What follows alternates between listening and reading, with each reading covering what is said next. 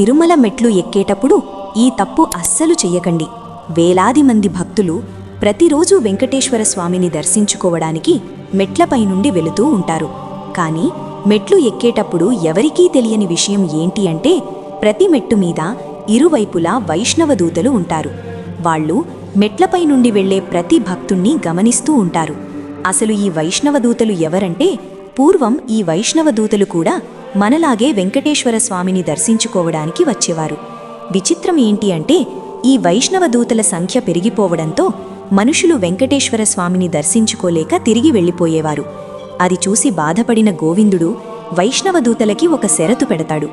ఎవరైతే భక్తులు భక్తితో నా నామాన్ని కల్మసం లేకుండా స్మరించడం వింటారో ఆ వైష్ణవ దూతకి మాత్రమే నన్ను దర్శించుకోవడానికి అవకాశం లభిస్తుంది అని అంటాడు. అప్పటి నుండి వైష్ణవ దూతలు మెట్లకి ఇరువైపులా నిలబడి మనస్ఫూర్తిగా స్వామి